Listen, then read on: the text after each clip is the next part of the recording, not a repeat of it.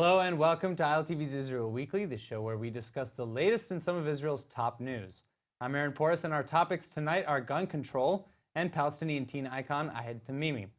With me today in the studio is former Secretary General at Peace Now and attorney for Ahed Tamimi herself, Gabi Lasky, Meretz Party Knesset member Mossi Raz, Dr. Martin Sherman, founder and executive director of the Israel Institute for Strategic Studies, and Naftali Ben-Simon, a journalist and the member of the Likud party. Now, gun control has been on the tips of many tongues in the wake of the February 14th massacre at Marjory Stoneman Douglas High School in Parkland, Florida.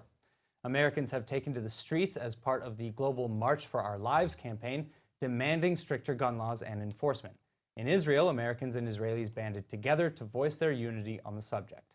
I'm here to support the March for Our Lives march that is occurring all across the United States against gun violence. I'm here as an American citizen living in Tel Aviv because I believe it's important to say no more violence, no more deaths to guns.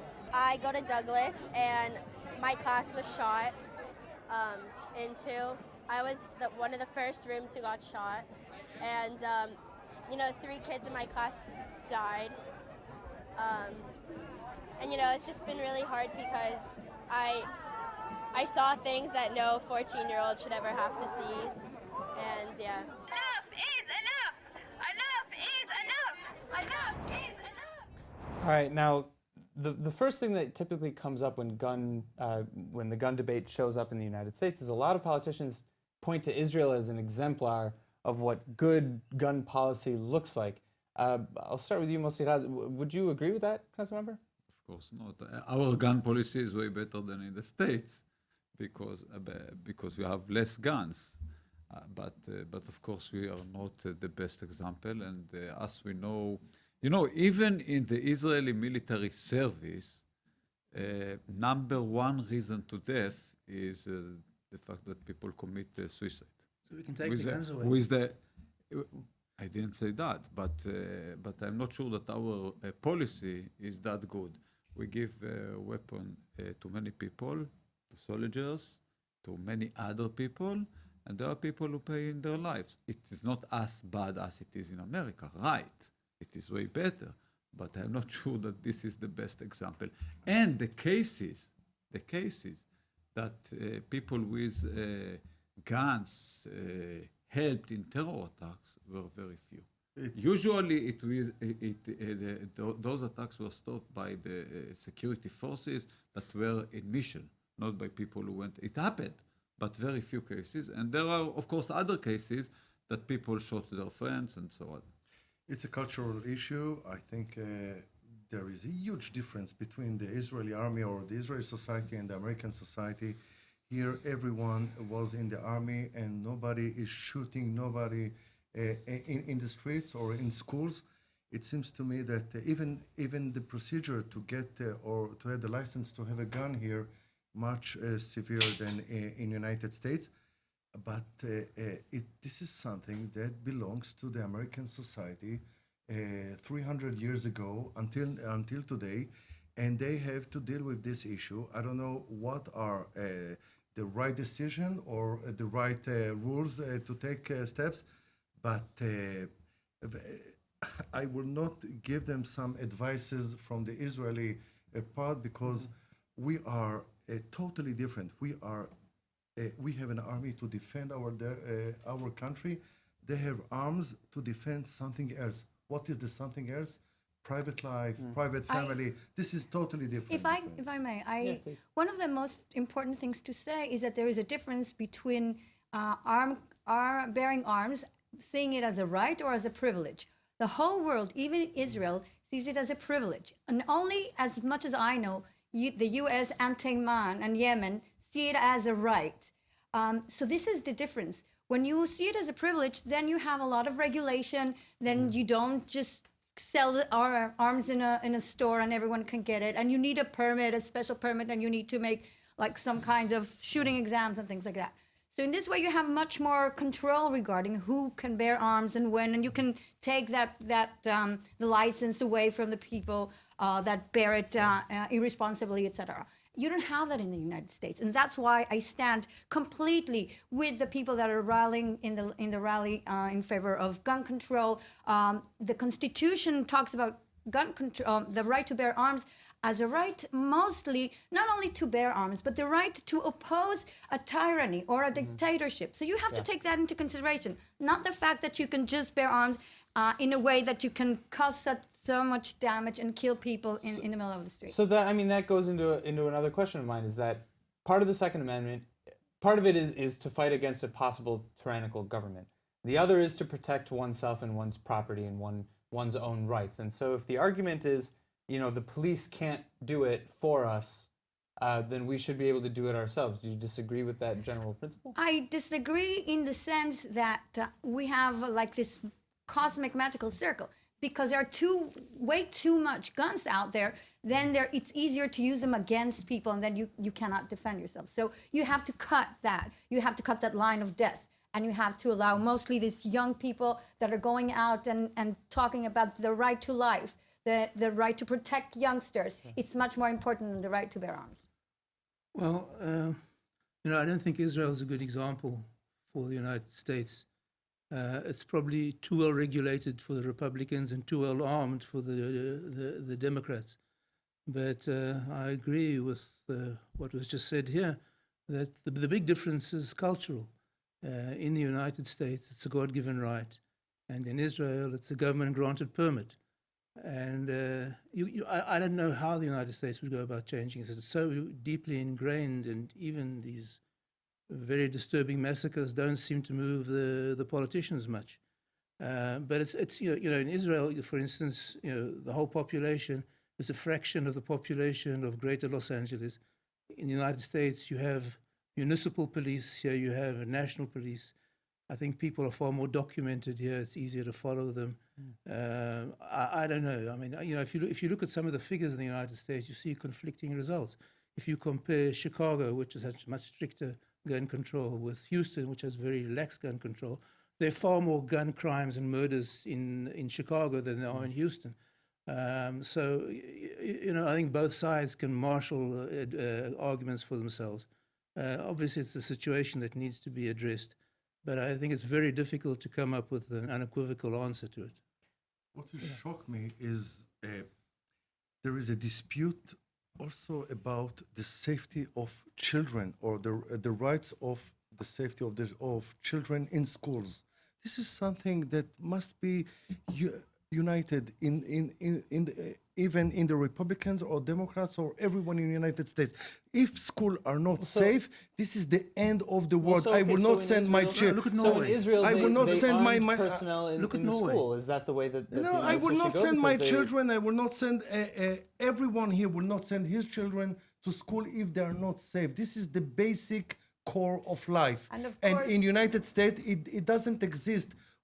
So maybe the suggestion or the idea that to give some permits to some teachers to carry guns, I don't think it's a bad idea. I'm not sure. I'm sorry. I think that is a ridiculous idea. The task of a teacher is to be a teacher, is to teach, is not to be. it's Sometimes not, to avoid, it's not- sometimes to but no, avoid, sometimes to- And really, if when do you have more gun accidents? When you have more guns. You don't have to have guns in school, and you don't have to have guns in houses, and that will only bring. The problem is the bad guy it's- comes with a gun. What do you do? I don't yeah, know.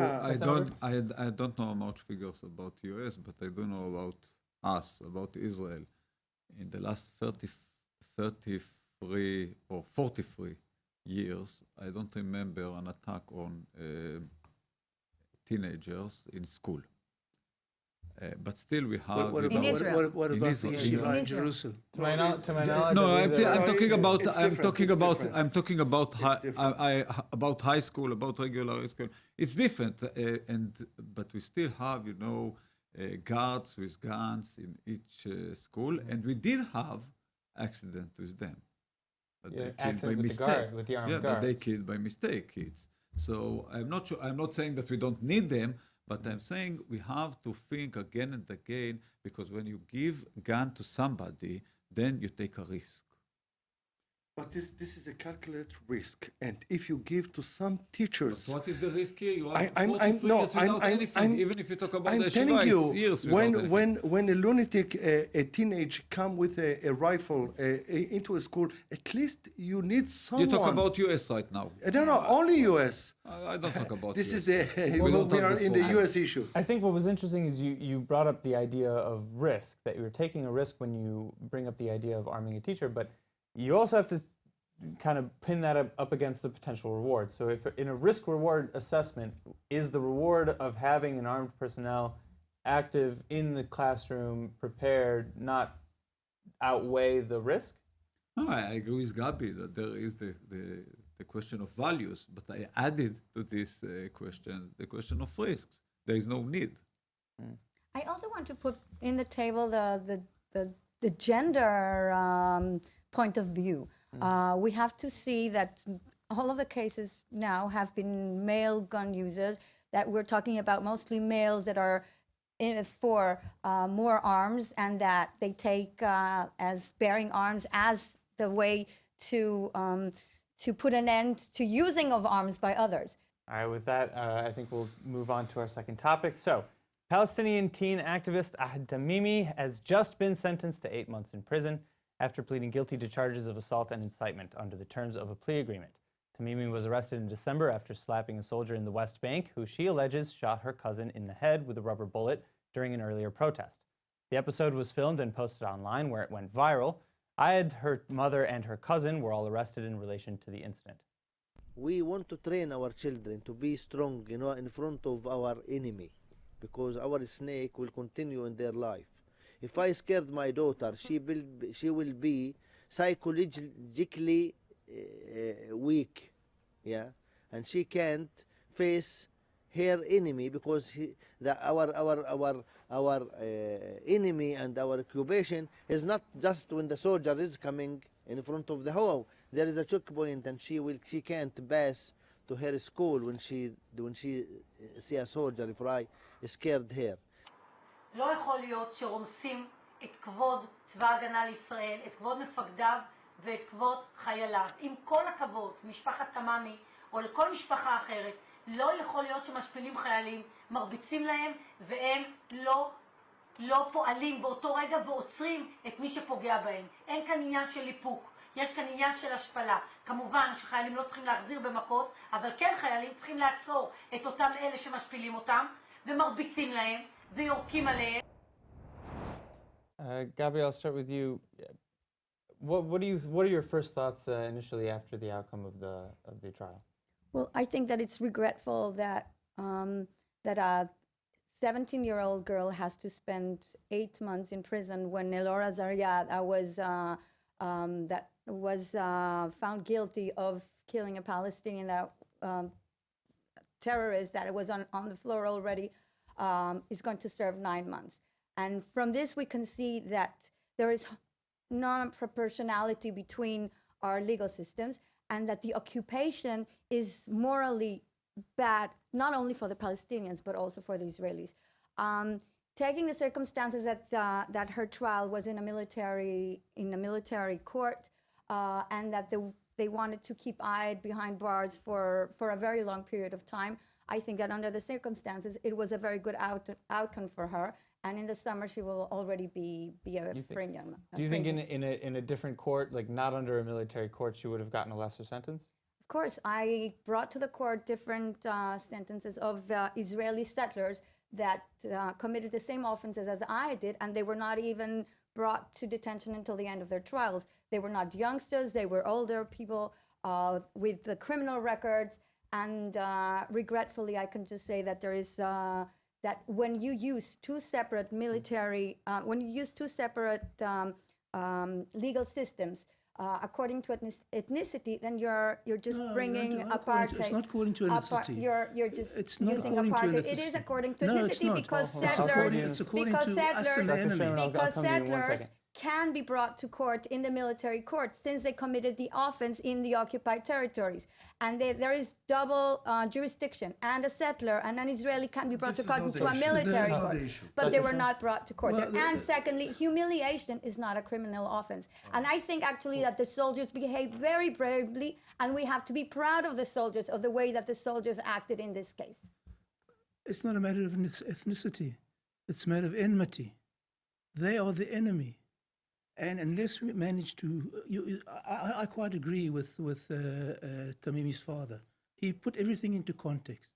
It's us against them. It's not a legal issue. It's a political issue. We can have a great idea. We could, let Palestinian teenagers attack IDF soldiers until the IDF presence there becomes untenable, and then we can pull out the IDF and bring in Hamas. And then what will happen to human rights?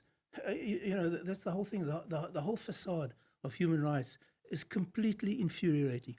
The left-wing organizations are not human rights organizations. They are political organizations who use human rights for political ends. For instance, I'll give you an example. In Amona, where they demolished the Amona settlement, apparently cost 150 million shekels to rebuild and resettle the settlers. Now, if you went to the Arab who owned the land, or the city owned the land, and you offered him a small fraction of that to buy it from him, he would have accepted it unless he knew he was going to be killed. But I never heard the left-wing organizations rising up in protest against the cruel Palestinian society who want to prevent this Palestinian receiving the correct due for his lands. No, not that. And if you really want the whole But issue. there is another perspective, Martin, and another dimension of this conflict.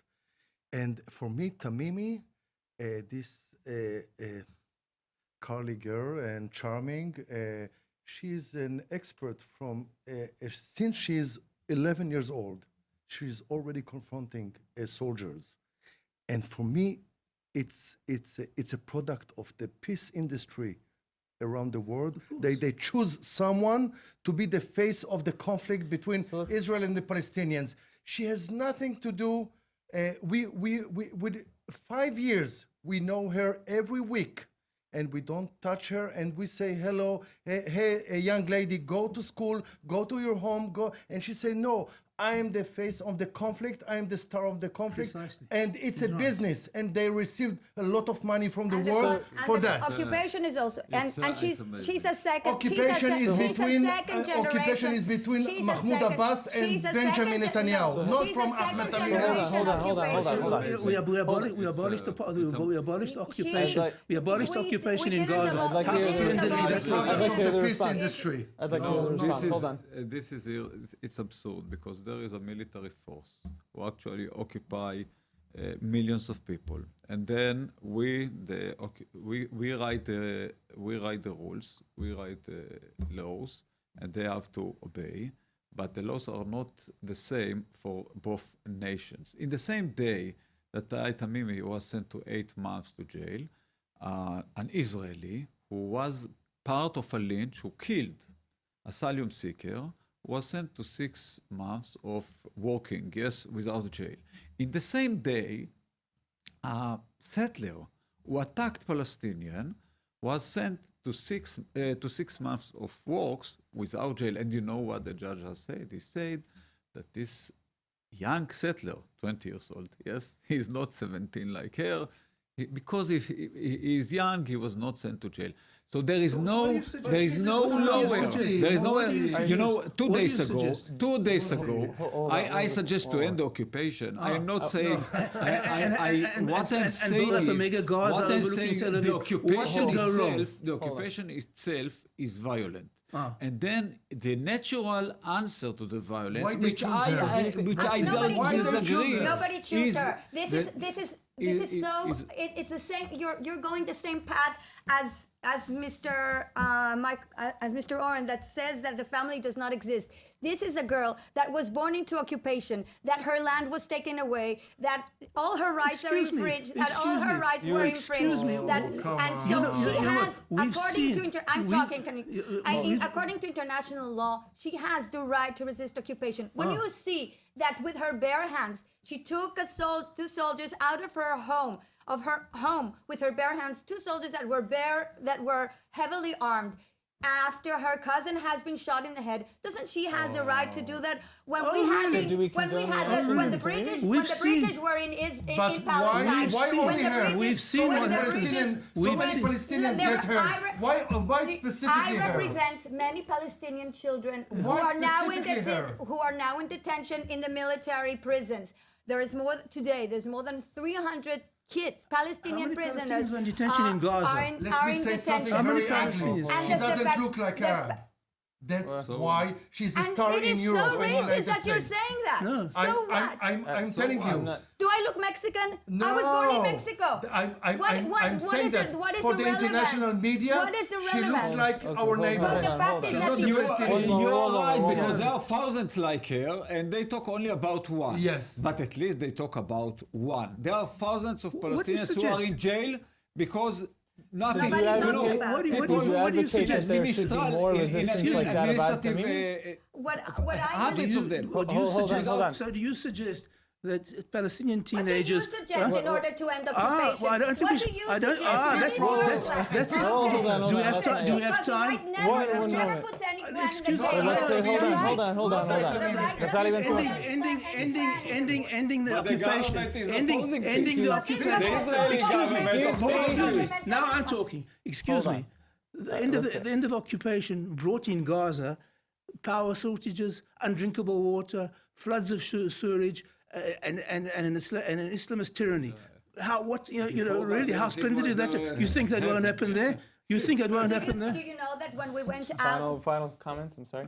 I don't say. No, go. When we came out of Gaza, it was without an agreement. So what? We only- Hold on. Oh, don't That tell me compelled- so I'm sorry, what. Dr. Sherman, Don't one tell me moment. so what. You're That just Dr. telling me Sherman, what. one No, moment. Compelled you're them not to just shoot rockets. You're not. You gave them everything they Sherman, wanted. please. Yeah. Dr. I'm Sherman, sorry, we have to- I am sorry that you cannot put on the table anything I can. feasible for the best of. Oh, of course I can. As long as it will be bad for the Palestinians in the occupied No, territories, no, it will no. be bad for the I Israelis in suggest- Israel. I As suggest- long as we continue I have a very occupation, we will be detailed. an I have a very immoral- detailed an plan, but I'm immoral not sure that we have time. Yeah, I'm not sure that we have unfortunately- time. Unfortunately, We have to that's finish, exactly my for- point. That is unfortunately all of the time that we have today for ILTV's Israel Weekly.